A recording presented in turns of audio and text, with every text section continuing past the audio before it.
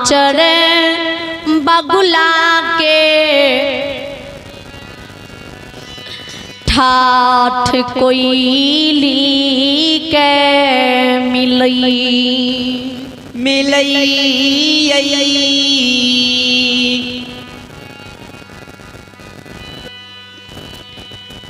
जई समान माघ मास के कुम्हे साला गई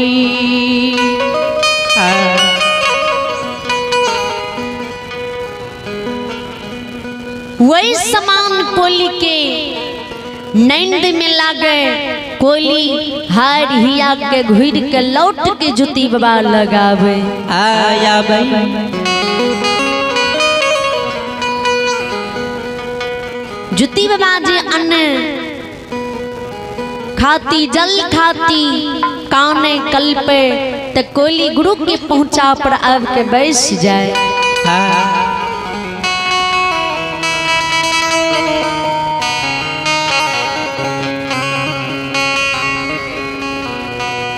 मुख से बोले गुरु बाबा से कोयली जवाब करई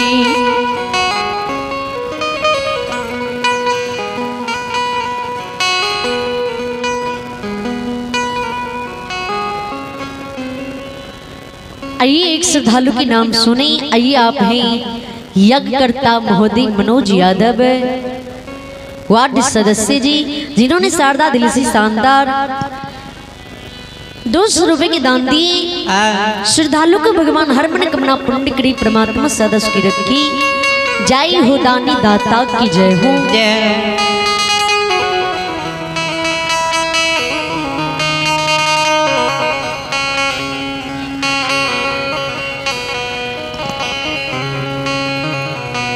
गुरु नानक के आंसू पंख से कोयली पोछे, गुरु ज्योति बाबा से जवाब करे जी हो गुरु बाबा दुनियादारी हमरा नहीं झलकई है, नहीं पोखरी नार कुइया नदी मिलले, नहीं हमरा वन में गाय गवार मिलले, नहीं चढ़ चाचर बगुला की ठाठ मिलले। कहीं पर गुरु बाबा हमरा जल के उद्देश्य नहीं मिलला। हाँ नहीं मिलला। कोयली ही बानी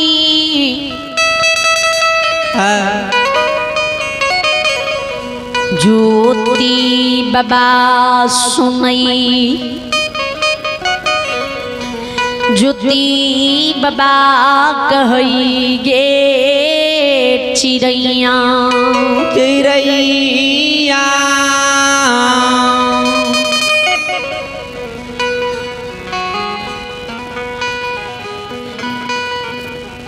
ए गई पछा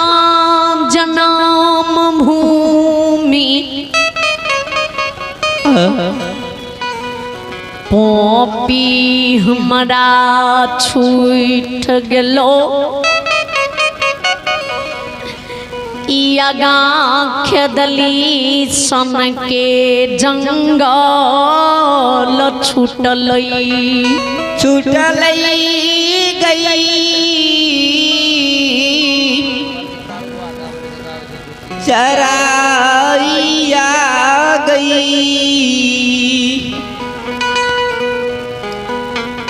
खेदली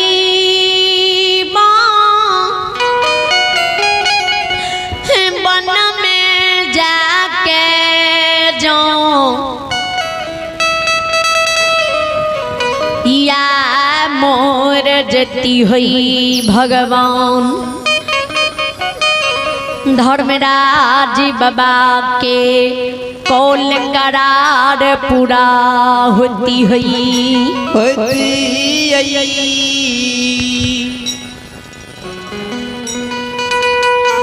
जाओ या जन्मभूमि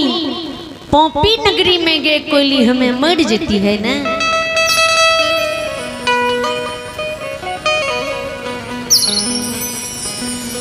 पॉपी के सर समाज भैया बाबू माँ बहन सर समाज लोग देखती है। कारू बाबा के भगत सुने के रहे तो पहले क्या न कहलिए, तो अहाँ सब जे कहबै से नहीं न है।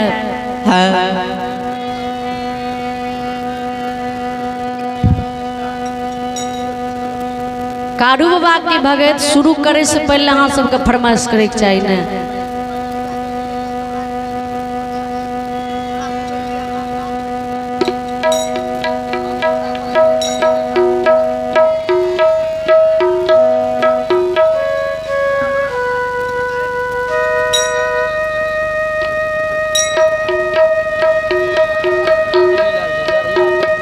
नाच तमाशा नहीं चाहिए जे कोनो चीज करे लगबे,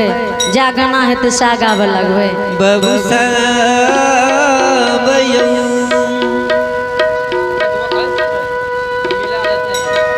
गुरु ज्योति बमा कोयली की कहेगी कोयली पौपी के सर समाज दामा अरसनी प्रसनी माँ बहन सब की हमरा देखती है, सब हमरा काया पर लकड़ी चढ़ती है।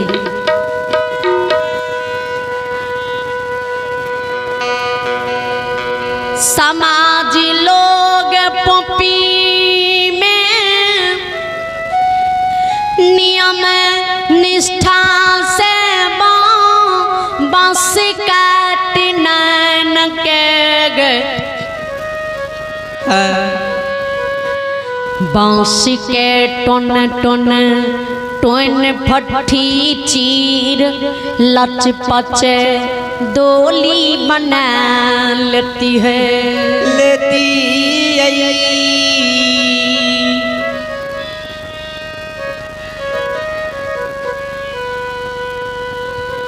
वही डोली पर ये काया की सुला देती है, उजरी चादर लाया वस्त्र से ढक देती है, कुश के डोर बांट के काया के लचपच डोली पर बांध देती है।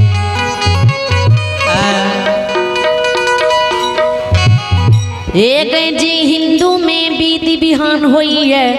कहा कोही मौद मखान लालती है।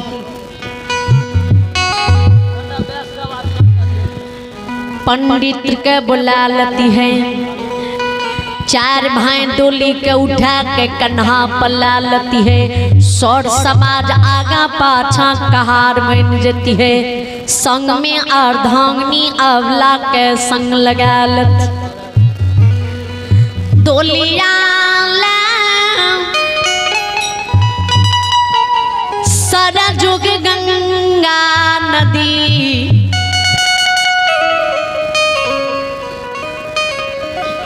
किनार जती है सरजुग गंगा नदी में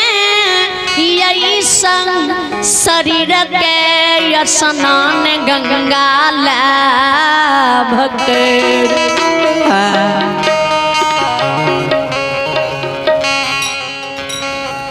सवा हाथ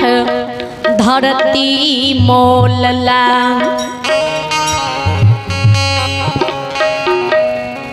गंगा भीता पर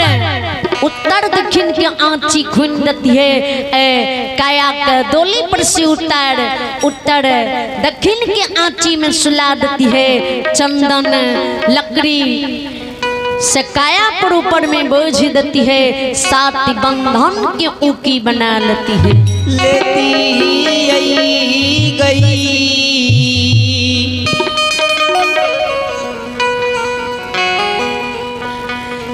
हिया बाला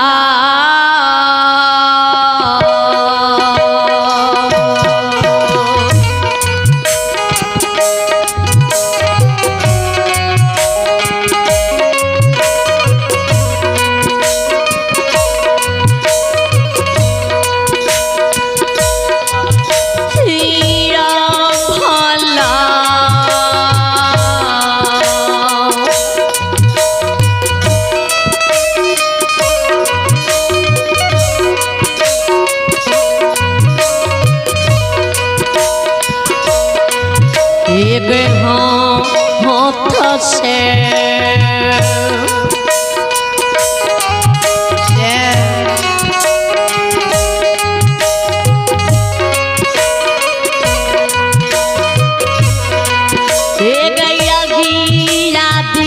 हई गए हे भगवान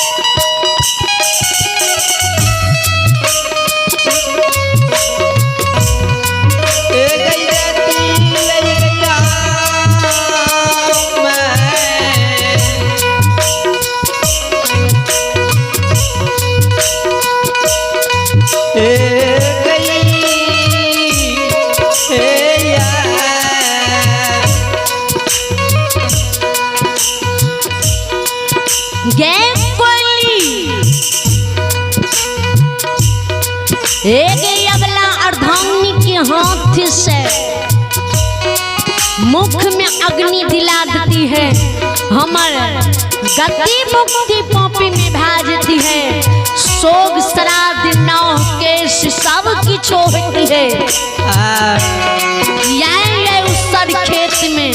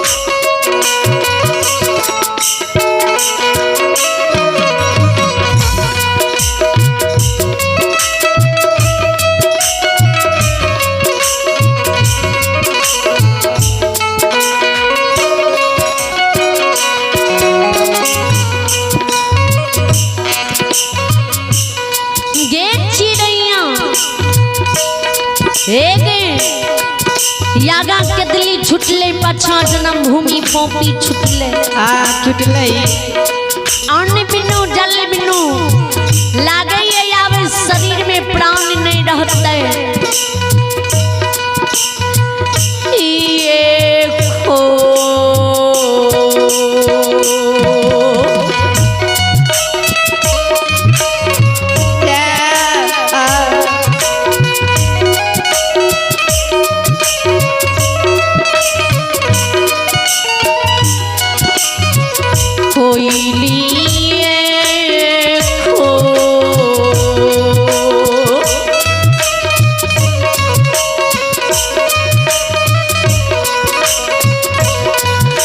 डेग डेगना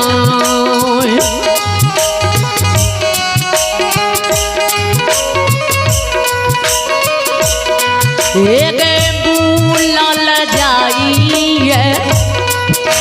चिरा आइया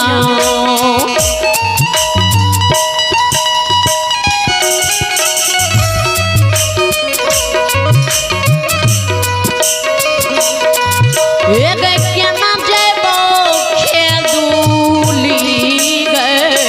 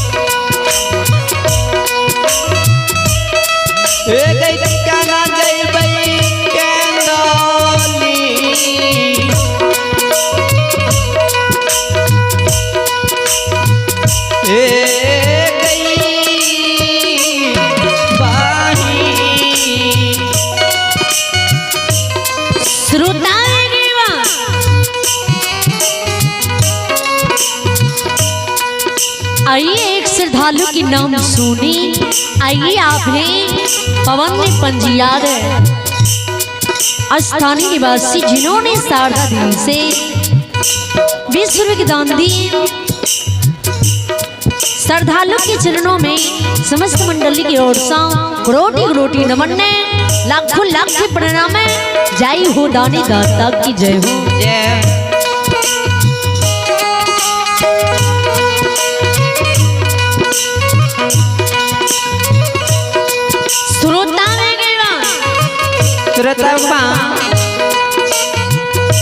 जुती बना के गे कोली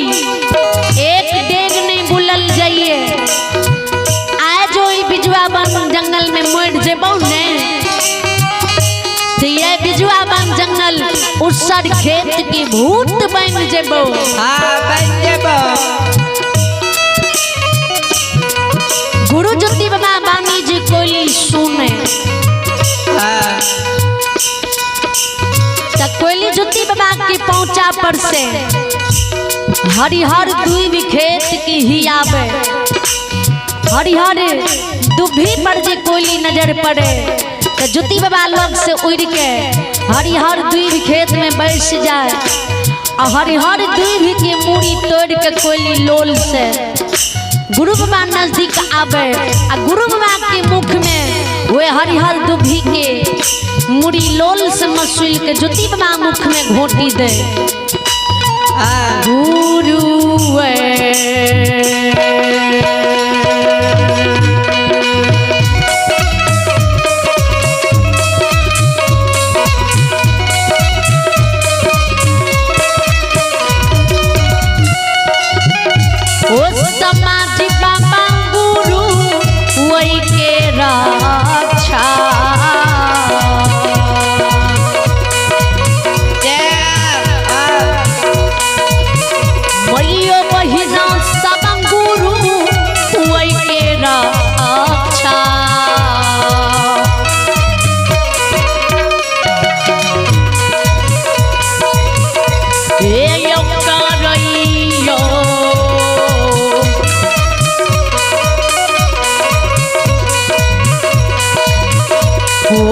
लीची रोइया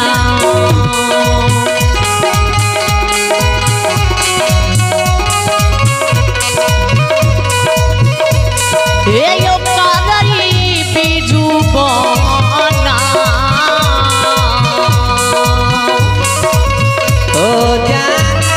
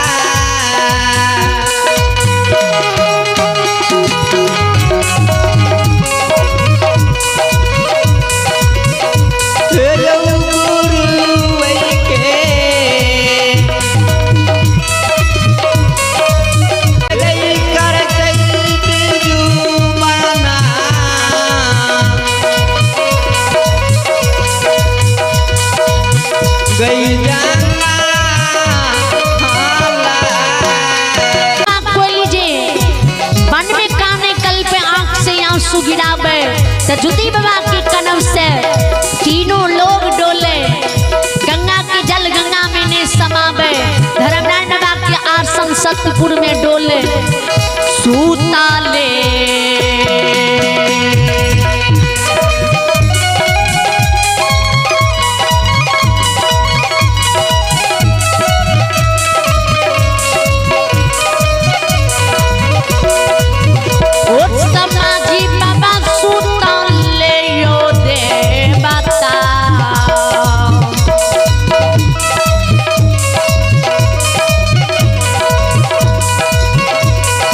यो जागलइए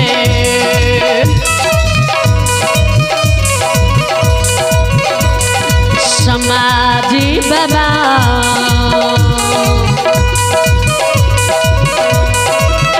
यो जागल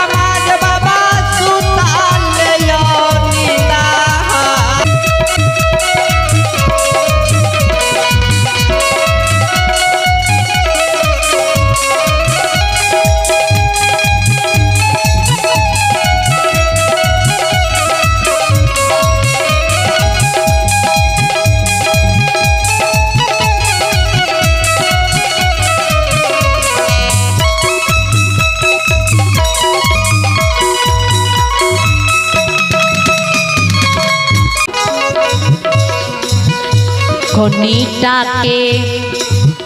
गलती के सजा बड़ा भारी दिलिए जी कंचन गया तोड़ कोड़ कुष्ठ बना दिलिए बिना नींद बिना नारी बिना अन्न बिना जल चिन्हल लोग अनचिन्ह सहोदर वीरान वे दुर्गति काया पर 12 बरस सिंह के दिली लिखलिए लिखलिए आइया भी सुरेश शर्मा आइया भी जिन्होंने शारदा दिल से शानदार 51 रुपये की दान दी श्रद्धालु को भगवान हर मनोकामना पूर्ण करे परमात्मा सदस्य की रखी बाबा भोले भंडारी भंडारी की बरकती जय हो दानी दाता की जय हो या बाबू ज्योति जी यहाँ कौल लाख के दिल्ली जा रही है या बाबू ज्योति अन्न बिनु जल बिनु उस सर खेत में प्राण के त्याग रही है जो बाबू ज्योति जल बिना प्राण के त्याग दे ए धर्मनाथ बाबा ए लीलाधारी धर्म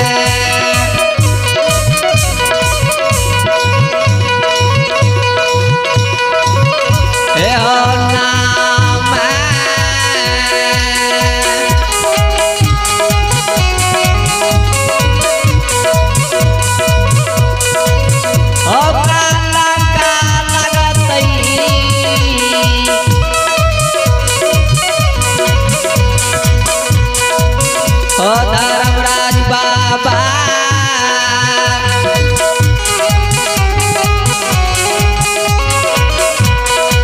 ए हो लागत ई दुनिया जाना ए यंता पारा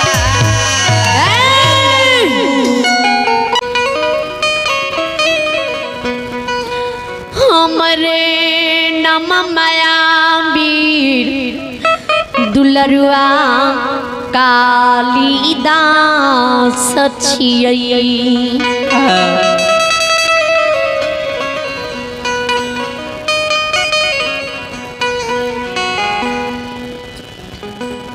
जी ज्योति बाबू की वर्णन शुरुआती है आगे ओ नारायण चलिए हो भेले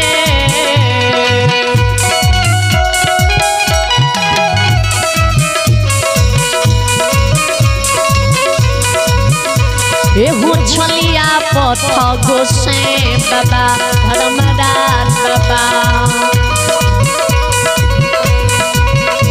एहू जाइए निकुट बन एहू जान गल के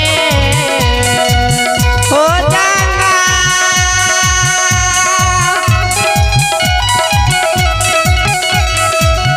ओ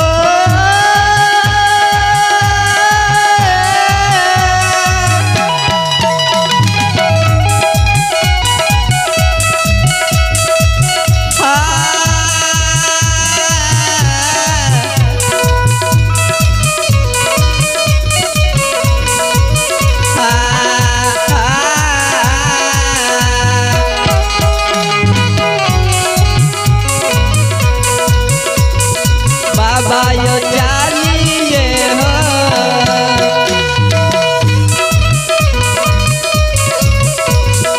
ओ समाज बाबा चलिए हो चल गई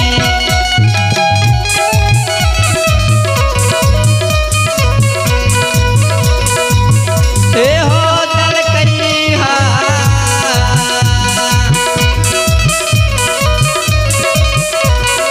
ओ समाज लो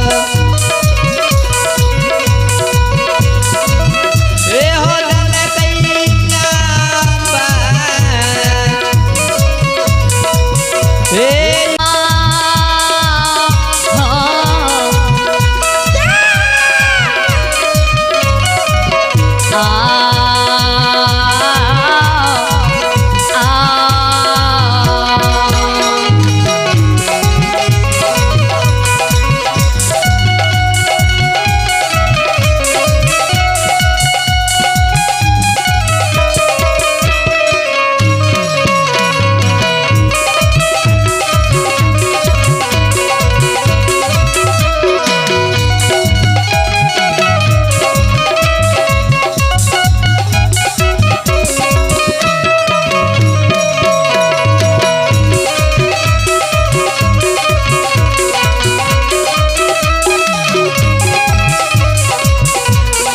बाबा हो घरिए हो ओ समाज बाबा घरिए हो छाना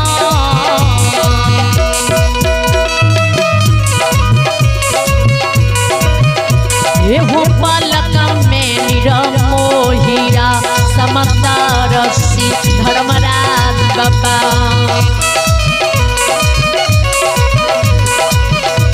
एहू जिंदगी लई कुट बन एहू जा जंगल के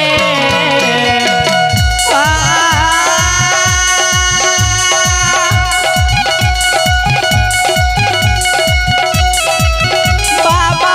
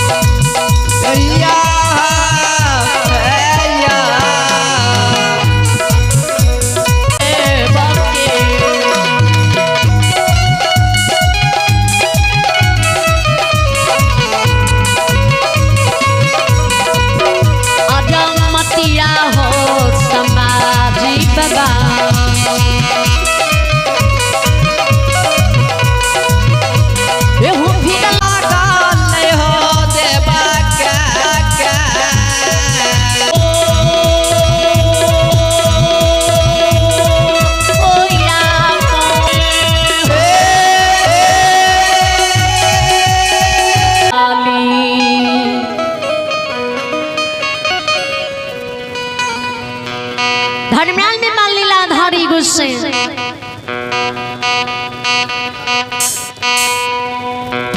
सिंगा लाख गाय वन में निर्माण क्या दे सीजा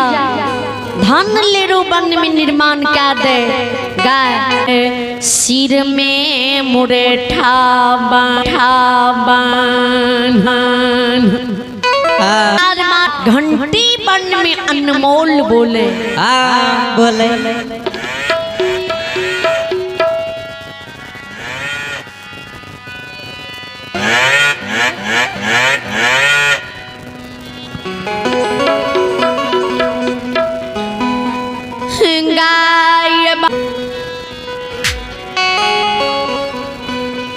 उस सर खेत में जी जुती बाबा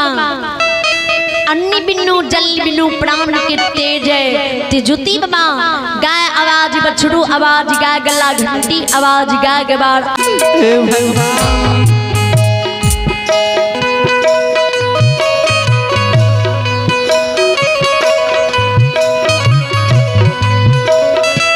ओ समाजी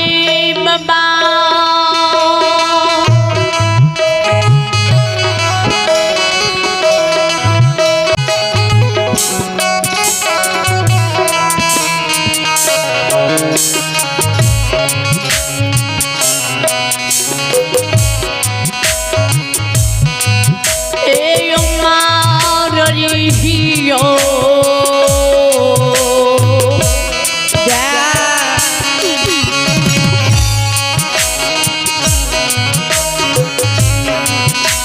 ज्योति बाबा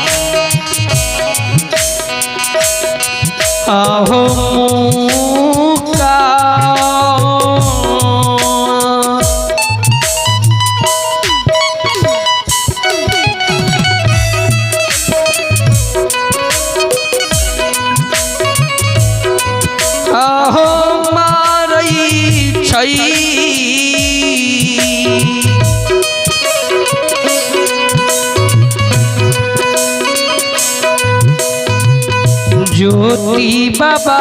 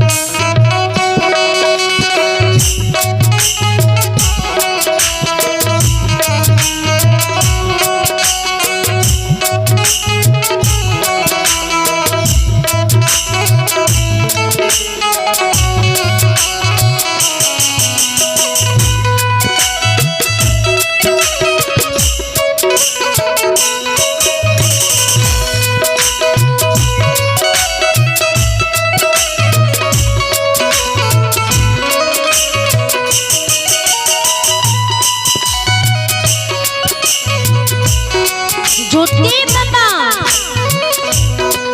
कोई से जे मांग करे छाती में मुक्का मार के काने कहेगे कोई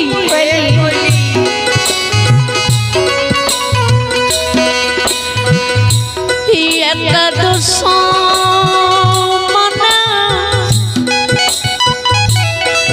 पापी नगरी में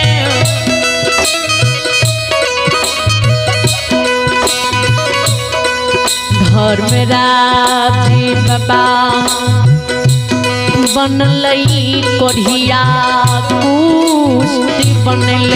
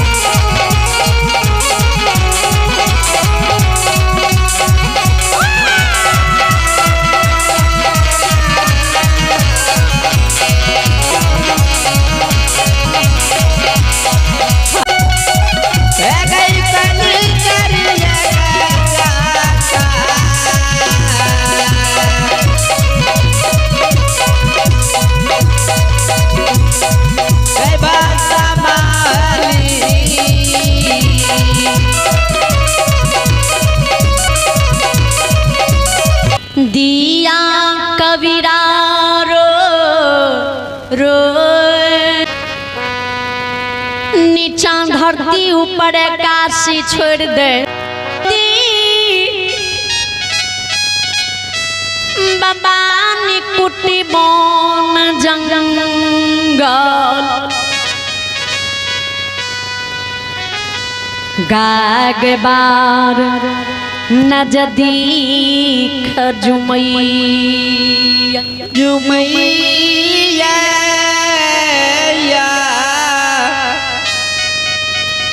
बाबू भैया गाय के बारे लगनी जाग के जुती के बाबा खाड़ हुए गाय के बार से जुती बाबा जवाब करे कहे भैया